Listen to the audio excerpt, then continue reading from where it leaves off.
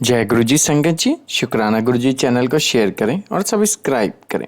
संगत जी, आज हम गुरु जी की आज्ञा से और ब्लेसिंग से लीना जैन आंटी जी के श्रीमुख से श्री शिव महापुराण श्रृंखला के अंतर्गत 32वें भाग में रुद्र संहिता में प्रथम सृष्टि खंड के 8वें अध्याय का श्रवण करेंगे। चलिए प्रारंभ करते हैं। जय गुरु जी। जय गुरु जी। संगत जी, गुरु जी महाराज की कृपा और आशीर्वाद से आज हम श्री शिव महापुराण की रुद्र संहिता के प्रथम सृष्टि खंड के 8वें अध्याय की वांछना करने जा रहे हैं। ओम नमः शिवाय। शिवजी सदा सहाय। ओम नमः शिवाय। गुरु जी सदा सहाय। ब्रह्मा और विष्णु को भगवान शिव के शब्दमय शरीर का दर्शन। ब्रह्मा जी कहते हैं, मुनि श्रेष्ठ नारद, इस प्रकार हम दोनों देवता गर्व रहित हो निरंतर प्रणाम करते रहे। हम दोनों के मन में एक ही अभिलाषा थी कि इस ज्योतिर्लिंग के रूप में प्रकट हुए परमेश्वर प्रत्यक्ष दर्शन दें। भगवान शंकर दीनों के प्रतिपालक, अहंकारियों का गर्व चूर्ण करने वाले तथा सबके अविनाशी प्रभु हैं। वे हम दोनों पर दयालु हो गए। उस समय वहाँ उन सुरश्रेष्ठ से ओम ओम ऐसा शब्द रूप नाद प्रकट हुआ जो स्पष्ट रूप से सुनाई देता था। वह नाद प्लुत स्वर में अभिव्यक्त हुआ था। जोर से प्रकट होने वाले उस शब्द के विषय में यह क्या है, ऐसा सोचते हुए समस्त देवताओं के आराध्य भगवान विष्णु मेरे साथ संतुष्ट चित्त से खड़े रहे। वे सर्वथा वैर भाव से रहित थे। उन्होंने लिंग के दक्षिण भाग में सनातन आदि वर्ण अकार का दर्शन किया, उत्तर भाग में उकार का, मध्य भाग में मकार का और अंत में ओम इस नाद का साक्षात दर्शन एवं अनुभव किया। दक्षिण भाग में प्रकट हुए आदि वर्ण अकार को सूर्यमंडल के समान तेजोमय देखकर जब उन्होंने उत्तर भाग में दृष्टिपात किया, तब वहाँ उकार वर्ण अग्नि के समान दीप्तिशाली दिखाई दिया। मुनि श्रेष्ठ, इसी तरह उन्होंने मध्य भाग में मकार को चंद्रमंडल के समान उज्ज्वल कांति से प्रकाशमान देखा। तदंतर जब उसके ऊपर दृष्टि डाली, तब शुद्ध स्फटिक मणि के समान निर्मल प्रभा से युक्त, तुर्यातीत, अमल, निष्कल, निरुपद्रव, निर्द्वंद, अद्वितीय, शून्यमय, बाह्य और अभ्यंतर के भेद से रहित, भयांतर भेद से युक्त, जगत के भीतर और बाहर स्वयं ही स्थित, आदि, मध्य और अंत से रहित, आनंद के आदि कारण तथा सबके परम आश्रय, सत्य, आनंद एवं अमृत स्वरूप पर ब्रह्म का साक्षात्कार किया। उस समय श्री हरि ये सोचने लगे कि ये अग्नि स्तंभ यहाँ कहाँ से प्रकट हुआ है। हम दोनों फिर इसकी परीक्षा करें। मैं इस अनुपम अनल स्तंभ के नीचे जाऊंगा। ऐसा विचार करते हुए श्री हरि ने वेद और शब्द दोनों के आवेश से युक्त विश्वात्मा शिव का चिंतन किया। तब वहाँ एक ऋषि प्रकट हुए जो ऋषि समूह के परम सार रूप माने जाते हैं। उन्हीं ऋषि के द्वारा परमेश्वर श्री विष्णु ने जाना कि इस शब्द ब्रह्ममय शरीर वाले परम लिंग के रूप में साक्षात पर ब्रह्म स्वरूप महादेव जी यहाँ प्रकट हुए हैं। यह चिंता रहित अथवा अचिंत्य रुद्र हैं। जहाँ जाकर मन सहित वाणी उसे प्राप्त किए बिना ही लौट आती है, उस पर ब्रह्म परमात्मा शिव का वाचक एकाक्षर अर्थात प्रणव ही है। वे इसके वाच्यार्थ रूप हैं। वह परम कारण, ऋतु, सत्य, आनंद एवं अमृत स्वरूप परातत्पर पर ब्रह्म एकाक्षर का वाच्य हैं। प्रणव के एक अक्षर आकार से जगत के बीजभूत अंड जन्मा भगवान ब्रह्मा का बोध होता है। उसके दूसरे एक अक्षर उकार से परम कारण रूप श्री हरि का बोध होता है और तीसरे एक अक्षर मकार से भगवान नील लोहित शिव का ज्ञान होता है। आकार सृष्टि करता है उकार मोह में डालने वाला है और मकार नित्य अनुग्रह करने वाला है। मकार बोध्य सर्वव्यापी शिव बीजी अर्थात बीज मात्र के स्वामी हैं और अकार संज्ञक मुझ ब्रह्मा को बीज कहते हैं। उकार नामधारी श्री हरि योनि हैं। प्रधान और पुरुष के भी ईश्वर जो महेश्वर हैं वे बीजी बीज और योनि भी हैं। उन्हीं को नाथ कहा गया है। उनके भीतर सबका समावेश है।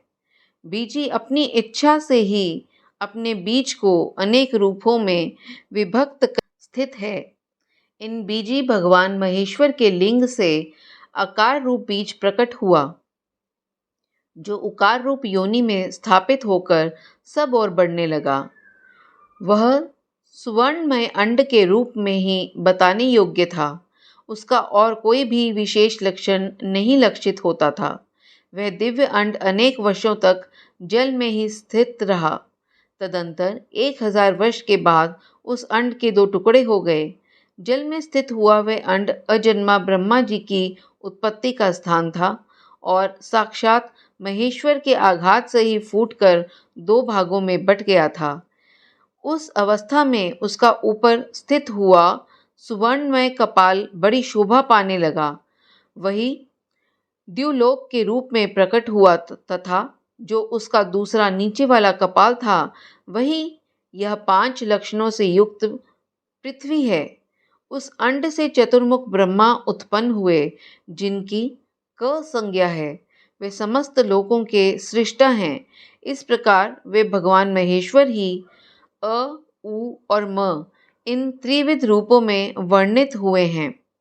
इसी अभिप्राय से उन ज्योतिर्मय लिंग स्वरूप सदाशिव ने ओम ओम ऐसा कहा। यह बात यजुर्वेद के श्रेष्ठ मंत्र कहते हैं। यजुर्वेद के श्रेष्ठ मंत्रों का यह कथन सुनकर ऋचाओं और साम मंत्रों ने भी हमसे आदरपूर्वक कहा, हे हरे, हे ब्रह्मन, यह बात ऐसी ही रही है। इस तरह देवेश्वर शिव को जानकर श्री हरि ने शक्ति संभूत मंत्रों द्वारा उत्तम एवं महान अभ्युदय से शोभित होने वाले उन महेश्वर देव का स्तवन किया। इसी बीच में मेरे साथ विश्वपालक भगवान विष्णु ने एक और भी अद्भुत एवं सुंदर रूप देखा। मुने, वह रूप 5 मुखों और 10 भुजाओं से अलंकृत था। उसकी कांति कर्पूर के समान गौर थी।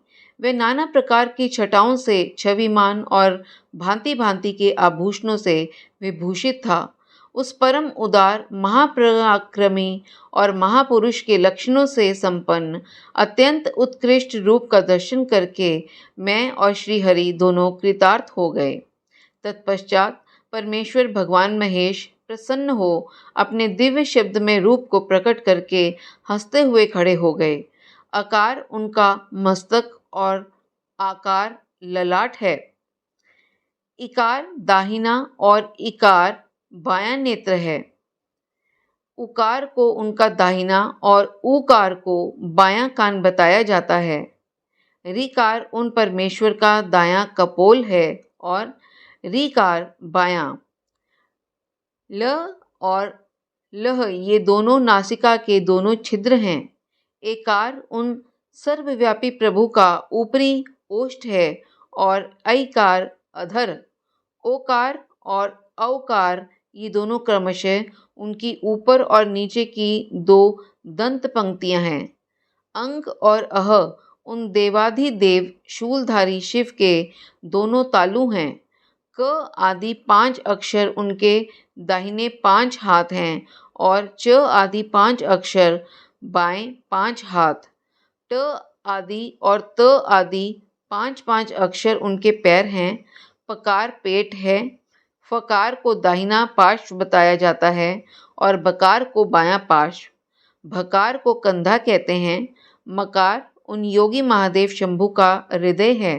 य से लेकर स तक 7 अक्षर सर्वव्यापी शिव के शब्द में शरीर की 7 धातुएं हैं। हकार उनकी नाभि है और क्षकार को मेढ़ अर्थात मूतेंद्रिय कहा गया है। इस प्रकार निर्गुण एवं गुण स्वरूप परमात्मा के शब्द में रूप को भगवती उमा साथ देखकर मैं और श्रीहरि दोनों कृतार्थ हो गए।